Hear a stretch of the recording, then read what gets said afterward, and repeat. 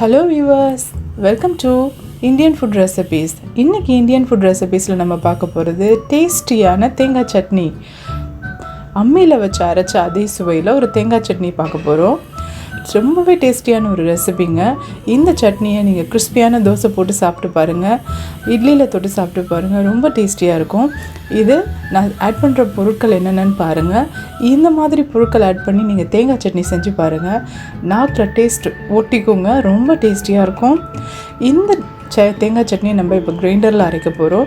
நம்ம கிரைண்டரில் போட்டு அரைச்சா அதோடய ஃப்ளேவர் இன்னும் நம்ம அம்மியில் அரைச்ச ஃப்ளேவர் நமக்கு கிடைக்கும். ஓகே வியூவர்ஸ், வாங்க வீடியோக்குள்ளே போகலாம். அம்மியில் அரைச்ச அதே ஃப்ளேவரில் சூப்பரான டேஸ்டியான ஒரு தேங்காய் சட்னி பார்ப்போம். தேங்காய் சட்னி செய்கிறதுக்கு நான் பேனில் கடலெண்ணெய் எடுத்திருக்கேன். அதில் 4 பச்சை மிளகாய், 5 சின்ன வெங்காயம், அப்புறம் பூண்டு ஒரு 10 பல் பூண்டு எடுத்திருக்கேன். ஒரு சிறு துண்டு அளவு இஞ்சி எடுத்திருக்கேன். அதையும் இதோட போட்டு ஆட் பண்ணிவிடுவோம். இப்போ எல்லாத்தையும் ஒன்று சேர்த்து நல்லா வதக்கி விடுவோம்.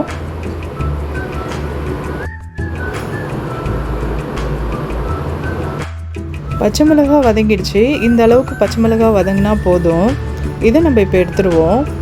அந்த பசுமை தன்மை இருக்கும்போதே நம்ம அதை எடுத்துட வேண்டியது தான். ரொம்ப வதங்கிடுச்சுன்னா அதோடய ஃப்ளேவர் நல்லா இருக்காது.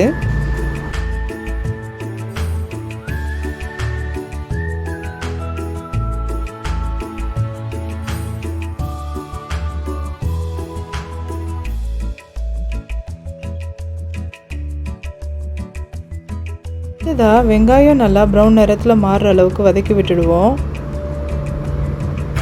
வெங்காயம் வதங்கினதுக்கப்புறமா இப்போ நம்ம தேங்காய் ஆட் பண்ணிப்போம்.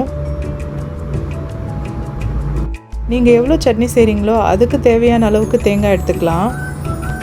அதையெல்லாம் ஒன்றா சேர்த்து மிக்ஸ் பண்ணி நல்லா கிளறி விடுவோம். தேங்காவை நல்லா வதக்கி விடணும். இப்போது அதை நல்லா லோ ஃப்ளேமில் வச்சு வதக்கி விடணும். ரொம்ப ஹை ஃப்ளேமில் வச்சா கருகி போயிடும். அதனால் லோ ஃப்ளேமில் வச்சு வதக்கி விடணும். தேங்காவை வதக்குனதுக்கப்புறமா அதோட தேங்காவோட வாசனை நல்லா வெளியில் வரும். அந்த சமயத்தில் நம்ம ஸ்டவ் ஆஃப் பண்ணிட வேண்டியது தான்.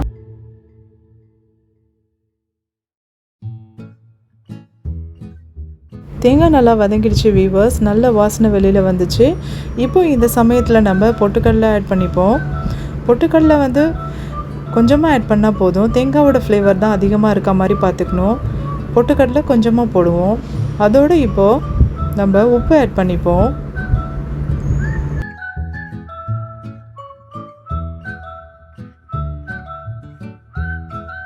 நம்ம தனியாக எடுத்து வச்சுருந்தோம் இல்லையா, அந்த பச்சை மிளகாவும் இதோட ஆட் பண்ணிவிடுவோம்.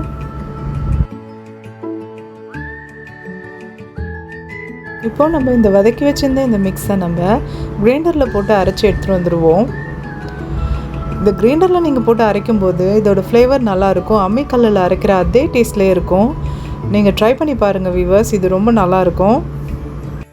இப்போது சட்னியை நம்ம தாளித்து விட்டுடுவோம். கொஞ்சமாக எண்ணெய் ஊற்றிக்கிட்டால் போதும் தாளிக்கிறதுக்கு. கடுகு, உளுத்தம்பருப்பு, கருவேப்பிலை, இது 3த்தையும் போட்டு தாளித்து விட்டுடுவோம்.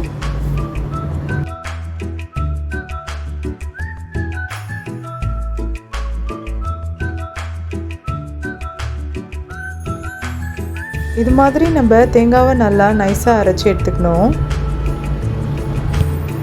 இப்போ நம்ம தாளித்து வச்சுருந்த கடுகு, உளுத்தம்பருப்பு, கருவேப்பிலை இது எல்லாத்தையுமே இந்த சட்னியோட ஆட் பண்ணிட வேண்டியது தான்.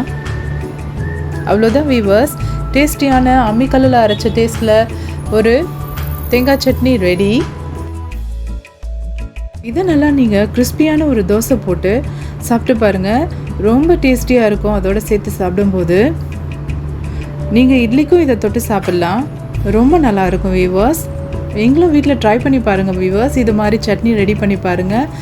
அருமையான சுவையில் அம்மிக்கல் அரைச்ச அதே ஃப்ளேவர்லேயே இருக்கும். ஓகே வீவர்ஸ், இந்த வீடியோ உங்களுக்கு பயனுள்ளதாக இருக்கும்னு நான் நம்புகிறேன். தேங்க்ஸ் ஃபார் வாட்சிங் திஸ் வீடியோ. தேங்க்யூ. இந்த வீடியோ உங்களுக்கு பிடிச்சிருந்ததுன்னா லைக் பண்ணுங்கள், சப்ஸ்கிரைப் பண்ணுங்கள்.